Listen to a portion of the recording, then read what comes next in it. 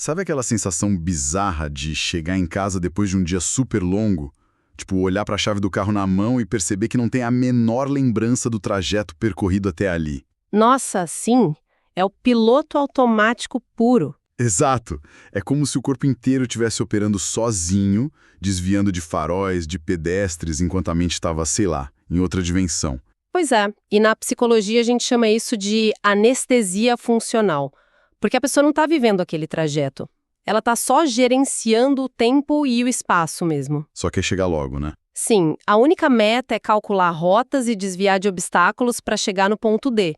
O momento presente em si, ele simplesmente não é habitado. E o mais assustador é que essa anestesia não acontece só no trânsito. Parece que a vida inteira acaba virando esse projeto gigantesco e super exaustivo de gestão. Ah, com certeza. Vira um checklist infinito. Tipo, isso. Acordar, ticar tarefa, otimizar cada segundo, resolver problema o tempo todo. Fica uma sensação pesada de que a gente está só usando o mundo, operando a máquina da vida. Sem se conectar de verdade, né? Isso. Sem a menor conexão real com o que está ali na nossa frente. E o custo dessa gestão contínua é altíssimo. Quando a gente adota essa postura puramente gerencial, o ambiente externo passa a ser percebido como um mero cenário de fundo. Um papel de parede. Exatamente. Fica tudo totalmente mudo e indiferente às nossas necessidades emocionais e psíquicas mais profundas. E é exatamente por isso que a gente está aqui no nosso mergulho de hoje. A missão dessa nossa investigação é descobrir se existe um jeito de quebrar esse ciclo de dormência. Um antídoto para isso. Sim. Como transformar essa existência utilitária em algo genuinamente vivo. Algo que afete a gente de verdade. E para isso, trouxemos um material incrível. 2 perspectivas que, à primeira vista, não têm nada a ver uma com a outra. São áreas bem diferentes mesmo. Total. De um lado, ensaios densos de sociologia do Hartmut Rosa, focados na modernidade. Do outro, o psicanalista Christopher Bollas, com anotações clínicas super profundas. E o que torna essa justaposição fascinante é justamente o ponto de partida de cada um. A sociologia, tradicionalmente, olha para fora, para as macroestruturas, o capitalismo, as massas. Enquanto a psicanálise olha para dentro. Isso, mapeando ali as peculiaridades do inconsciente. Mas, quando a gente mergulha nesses textos, fica claro que ambos apontam para uma mesma saída. Experiências que eles descrevem como uma captura vivificante. Captura vivificante. Eu gosto desse termo. Bem forte, né? São aqueles momentos raros em que somos arrancados da apatia e o mundo volta a pulsar. Certo, vamos destrinchar isso então. O sociólogo Hartmut Rosa constrói toda a teoria dele sobre a modernidade em cima de um conceito chamado ressonância. O famoso conceito de ressonância. Pois é, mas lendo por cima, ressonância soa um pouco romântico demais. Quase um conselho de autoajuda, tipo, pare e cheire as flores. Eu tenho muita dificuldade em engolir essa ideia se for só uma metáfora poética. Qual é o mecanismo real da coisa? Mas a ressonância para o Rosa está bem longe de ser autoajuda. É um modo de relação super concreto, físico, cognitivo e emocional com o mundo. Então tem uma mecânica por trás. Tem sim. Em termos mecânicos, a ressonância acontece quando a gente se permite ser afetado por algo externo. E o detalhe crucial é quando a gente percebe que pode responder a isso, alterando o ambiente também. É um circuito fechado de afetação mútua. Entendi. Então não é uma relação de extração. Não é tipo eu olhar para uma árvore e calcular quantas tábuas de madeira eu consigo arrancar dali. Pelo contrário, isso aí seria a alienação pura, que é exatamente o oposto da ressonância. Na alienação, o mundo é só um recurso. E na ressonância? Na ressonância, o mundo tem voz. Pensa no ato de tocar um instrumento musical. Se a pessoa está só executando as notas para passar numa prova escolar, é gerenciamento. Mas quando um músico entra em ressonância com um violoncelo, o corpo dele se adapta à madeira. Caramba, a madeira responde ao toque? Sim. E o som altera o estado emocional do músico, que já muda o jeito de tocar a próxima nota. É dialógico. O sujeito age sobre o mundo e o mundo age de volta, transformando a pessoa ali no processo. Essa imagem de via de mão dupla é perfeita. Mas aí entra a grande crítica do Rosa, não é? Porque se essa ressonância é o que faz a gente se sentir vivo, por que é tão absurdamente difícil alcançar isso numa terça-feira à tarde no escritório? É que a nossa estrutura social trabalha ativamente contra isso. O Rosa argumenta que a nossa sociedade é movida por um motor da aceleração. A gente tem que ser mais eficiente, mais rápido. Exato. Mais produtividade, mais inovação em menos tempo. E para dar conta dessa hiperaceleração, a gente é forçado a tratar tudo como algo instrumental e calculável. Se o objetivo é chegar na próxima reunião em 5 minutos, não dá para se dar ao luxo de deixar o ambiente te afetar. Não tem espaço para surpresas. Nenhum. A gente precisa que as coisas sejam previsíveis, controláveis, sabe? Ou seja, a aceleração exige que a gente tape os ouvidos para essa voz do mundo que você mencionou. Total. O resultado prático é que o mundo emudece. O ambiente perde a capacidade de dialogar com a gente. E a perda dessa ressonância é, segundo Rosa, uma das maiores fontes de depressão e burnout de hoje em dia. A gente não está só doente por excesso de trabalho. Não, a gente está doente porque o nosso entorno ficou frio e mudo. Nossa, pensando nessa mudez, me vem à cabeça a metáfora da lista de tarefas. Uma vida alienada é tipo ter uma lista infinita. A gente só vai riscando as coisas. Pagar o boleto, responder o cliente, comprar o pão. E não tem satisfação nenhuma nisso, né? Nenhuma. Só um alívio passageiro até a próxima lista começar. Agora, viver um momento de ressonância seria mais como uma daquelas conversas super profundas com um velho amigo. Ah, aquelas que a gente perde a hora? Isso. Aquelas madrugadas em que o tempo parece que derrete. E quando o papo acaba, não dá para simplesmente voltar ao normal. A sensação é que a nossa estrutura inteira foi levemente reconfigurada pela conversa. Essa comparação vai direto ao ponto. Na lista de tarefas, o mundo é um obstáculo inerte. Tá ali só para ser superado. Na conversa profunda, tem uma abertura real para o outro. Mas tem um porém. Qual? A ressonância exige algo que a sociedade acelerada odeia: vulnerabilidade e indisponibilidade. Numa conversa dessas, ninguém sabe como vai terminar ou o que vai sentir no final. Não é calculável. E a aceleração não tolera o imprevisível de jeito nenhum. De jeito nenhum. É por isso que ela destrói a ressonância sistematicamente. Certo. Então, se o diagnóstico do Rosa é que o macromundo está acelerando e ficando mudo, como é que o indivíduo comum luta contra isso dentro da própria casa? Afinal, ninguém pode simplesmente largar tudo e morar numa caverna. Não, infelizmente não. E é aqui que a coisa fica realmente interessante. Porque o nosso material dá um salto absurdo da sociologia direto para a psicanálise. Vamos trazer o Christopher Bollas para a roda. Ele desce dessa estrutura macro, enorme, e vai olhar para as miudezas do cotidiano. Uma lupa no dia a dia. Exato. E ele foca num conceito que me chamou muita atenção, o tal do objeto evocativo. É um salto drástico, eu sei, mas é extremamente complementar. O Bollas opera no nível da intimidade psíquica total. Para ele, um objeto evocativo é um artefato material que ultrapassa violentamente a sua função utilitária original. Mas que tipo de artefato? Pode ser qualquer coisa física. Um cômodo, uma fotografia, uma textura diferente, ou até um som repetitivo. E esse artefato tem o poder de despertar estados psíquicos absurdamente profundos. Tá, mas eu preciso de um mecanismo para entender isso melhor. Como é que uma simples cadeira velha ou o cheiro daquele cobertor de infância consegue engatilhar o inconsciente dessa forma? O que está acontecendo no cérebro ali? Bom, para entender a mecânica, a gente precisa voltar lá para o início da vida. Antes de um bebê aprender a falar, ele já está experimentando o mundo de forma intensamente emocional, certo? Certo. Essas emoções pré-verbais são formadas muito antes da gente ter linguagem para dar nome a elas. Então a nossa psique codifica essas experiências primitivas em texturas, em variações de luz, no formato do ambiente, e não em palavras. Caramba! Quer dizer então que as nossas emoções mais fundamentais estão literalmente armazenadas na gramática das coisas materiais? Precisamente. E aí quando você já adulto toca aquela cadeira com aquele relevo específico, ou sente a densidade do ar num fim de tarde meio úmido... O sistema nervoso liga um alerta. Mais que isso. O sistema nervoso contorna totalmente a área da linguagem no cérebro. Você acessa direto um estado emocional pré-verbal, O objeto funciona como um portal mesmo, transportando a pessoa para essas zonas estéticas imaginárias e ativa histórias que palavras simplesmente não conseguem explicar. Nossa, isso explica muito. Sabe quando um cheiro específico de chuva ou a luz batendo na janela num ângulo X traz uma melancolia, uma alegria que chega a doer e a gente não consegue nem explicar o porquê para quem está do lado? É exatamente isso.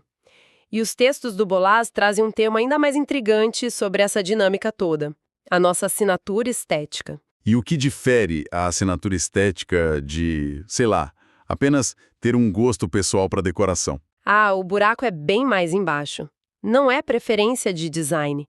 A assinatura estética é a própria impressão digital do desejo de uma pessoa. É o modo singular, único, que a sua psique se agarra ao universo material para tentar expressar quem você é no fundo. Tipo um reflexo externo do inconsciente? Sim, cada sujeito vai organizar o mundo de um jeito, desde a forma como os livros estão na estante até a textura do lençol que escolhe sem perceber. Tudo reflete a história psíquica da pessoa. Deixa eu tentar fazer uma analogia aqui para ver se eu peguei a lógica. Pensa num diapasão. Aquele instrumento de afinação que vibra numa nota específica. Conheço. Digamos que a minha psique está afinada na nota Lá menor. Eu posso andar por uma sala cheia de objetos luxuosos, históricos, maravilhosos e não sentir absolutamente nada. Fica tudo mudo. Exato. Mas aí, do nada, o meu olho cruza com um objeto banal, tipo uma caneca lascada, que calha de vibrar exatamente na mesma frequência emocional, na mesma nota Lá menor. Eu imediatamente entro em ressonância, mas o resto da sala continua em silêncio. Faz sentido. É uma excelente analogia. Muito boa mesmo. Mas a gente precisa refinar só um detalhe sobre o que acontece logo depois disso. Manda. O objeto não faz o sujeito vibrar de forma passiva, sabe? Ele reorganiza o estado interno da pessoa. Na prática clínica, por exemplo, um paciente pode ficar travado por meses numa análise, sem conseguir colocar um trauma em palavras. E aí é o que destrava? Às vezes, é um objeto qualquer. Digamos, um reloginho quebrado na mesa do consultório que bate com a assinatura estética dele. Esse objeto catalisa um desejo que estava reprimido, ou destranca uma memória que faz a mente se reorganizar por completo. O material serve de trampolim para a mente trabalhar. O que levanta uma questão fascinante, né? De quem é o controle nessa história? O segredo está no objeto em si, tipo no peso daquele relógio, ou o poder de abrir esse portal vem 100% da mente de quem está olhando? Eu que invento isso. A genialidade do Bolas é afirmar que a resposta está no encontro. O fenômeno precisa obrigatoriamente das duas partes.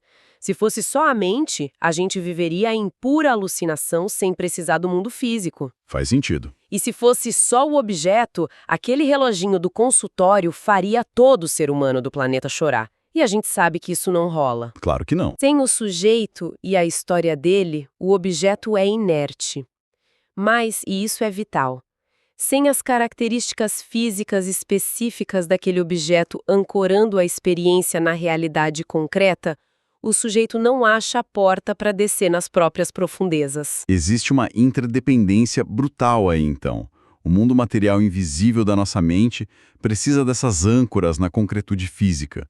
É como se, sei lá, o mundo físico fosse o hardware necessário para rodar o software invisível do nosso inconsciente. Adorei. É sem dúvida isso. O mundo material fornece a única gramática possível para que as camadas mais antigas da nossa mente consigam existir do lado de fora. Bom, tendo dissecado a necessidade de ressonância do Rosa, essa fuga de um mundo rápido e mudo, e depois de explorar o mergulho interno do Bolas com esses portais, eu acho que chegamos ao ponto de colisão de hoje. O momento de cruzar as teorias. Como essas coisas se conversam na prática. Se conectarmos isso ao panorama geral, os paralelos são meio inegáveis. Começando pelo fato de que os dois recusam a ideia de que o mundo é só um depósito de ferramentas para os humanos.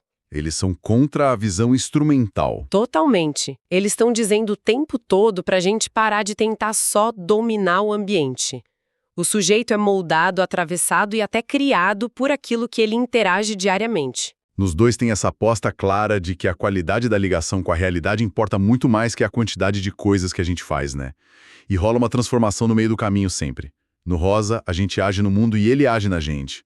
E no bolas, o inconsciente acha o objeto e o objeto reorganiza a mente. E a síntese dessas duas ideias, como alguns textos de apoio da nossa pesquisa mostram, formam o que eles chamam de fenomenologia da afetividade. Peraí. Fenomenologia da afetividade é um jargão pesadíssimo para quem está ouvindo a gente agora e não é nenhum acadêmico de filosofia. O que isso quer dizer no dia a dia? Que o meu humor dita se o mundo é feio ou bonito? Ah, é bem mais profundo que o humor momentâneo. Significa que a sua capacidade de ser afetada pelas coisas determina o que essas coisas de fato são para você. Como assim? Imagina o seguinte cenário cruzando nossos dois autores. Uma pessoa só atinge aquela ressonância social verdadeira do Hartmut Rosa de se sentir parte vital do mundo exatamente no instante em que ela se permite ser atravessada pelos objetos evocativos do Bolas. Ah, entendi. A nossa conexão com o macro, com a sociedade inteira, não é um conceito abstrato. Ela acontece fisicamente através dessa conexão íntima com os pedaços materiais ao nosso redor. Exatamente isso. Quando esses artefatos ativam nossas zonas profundas, o mundo deixa de ser um almoxarifado sem sentido. Ele vira um verdadeiro corpo de signos. Um corpo de signos. O ambiente começa a refletir e a responder às nossas angústias. Ele acolhe a gente, e é assim que a gente se sente vivo. Então, o que tudo isso significa? Porque isso me leva ao gargalo óbvio da nossa vida moderna. Se a mecânica é essa, se a gente precisa decifrar esse corpo de signos para organizar a mente, como é que a gente faz isso vivendo sob a tirania da aceleração que o Rosa denuncia? É o paradoxo moderno. Sabe o que me parece? É tipo você tentar apreciar a genialidade e a complexidade de uma sinfonia do Beethoven, com todas aquelas pausas lindas, só que você está correndo desesperadamente numa esteira ergométrica na velocidade máxima. Nossa, e com os fones estourando no ouvido. Isso. Você sabe que a música está lá, mas o foco absoluto em não cair da esteira destrói a experiência inteira. A tragédia tá todinha nessa sua imagem. O barulho do motor da esteira, o pânico de tropeçar, o esforço muscular para manter o ritmo louco. Tudo isso torna a audição da sinfonia impossível. A sinfonia, que era para ser esse portal lindo, vira só um ruído irritante. Exato. A pressa diária, essa cobrança implacável por eficiência, elas roubam o único ingrediente que torna o encontro com o objeto evocativo possível, que é o tempo. O tempo ocioso, né? Sim, o tempo para contemplação. E se a gente jogar a lente do Rosa em cima da teoria do Bolas, o diagnóstico final dá calafrios. Porque o mundo hiperacelerado não tira só o nosso tempo. Ele altera a própria natureza física das coisas. Como assim? Piora a materialidade? E ora, para sustentar esse ritmo insano, as coisas têm que ser descartáveis, plastificadas, padronizadas. Tudo é feito para cumprir uma função rápida e ir direto para o lixo. Se a sociedade empobrece ativamente a matéria do mundo, trocando texturas ricas por plástico barato, a gente está literalmente destruindo os nossos portais. Uau! Se a gente esvazia o mundo físico de significado, reduzindo tudo a instrumentos passageiros, a nossa própria mente morre de inanição. A psique fica sem âncora nenhuma. Não tem onde projetar a nossa assinatura estética, porque não tem profundidade nas coisas para receber isso de volta. E esse é, na sua essência, o grande sofrimento contemporâneo. A qualidade do laço que nos une ao mundo está sendo brutalmente corroída. Por isso que a saída não é só fazer terapia ou gerenciar o estresse com um aplicativo de meditação. É quase um ato político. É uma postura de rebeldia intencional mesmo. A gente precisa se recusar a viver só gerenciando tudo. Precisamos resgatar a capacidade de sermos atravessados, de sermos vulneráveis diante das coisas. A vida precisa ser sentida em sua materialidade, não só operada. Isso puxa a gente lá para o começo do papo. Aquela imagem triste da chave balançando na mão no meio da garagem. O desafio que eles lançam não é trocar de chave ou otimizar o caminho. É olhar para ela de verdade. Sim, sentir o peso do metal, os arranhões que juntaram ao longo dos anos e deixar esse pequeno objeto ancorar a gente no momento presente. Mas isso me deixa com um pensamento final na cabeça. Uma provocação que vai um pouquinho além do que está escrito nessas páginas e que eu quero deixar para quem está ouvindo a gente dar uma refletida. Manda, eu tô curiosa agora. A gente passou essa imersão inteira entendendo quanto a nossa mente precisa da concretude do mundo material, do peso, da textura, das marcas do tempo, para servir de portal e organizar o inconsciente, certo? Certo. Mas a gente está correndo a passos largos para uma era de desmaterialização absoluta. As nossas fotos não são mais álbuns de papel com borda amassada, são só pixels num servidor distante. É verdade. As cartas de amor viraram mensagens de texto que somem. Nossos livros, discos, até o dinheiro. Tá tudo perdendo peso físico e virando poeira digital na nuvem. Então fica a pergunta. Se a nossa conexão profunda com a vida exige um mundo material para ancorar a nossa mente, o que vai acontecer com a gente e com a nossa capacidade de ressonância quando o mundo for feito apenas de códigos efêmeros por trás de telas de vidro? Se o inconsciente depende da matéria, o que acontece com a gente quando ela desaparece? Pensem nisso.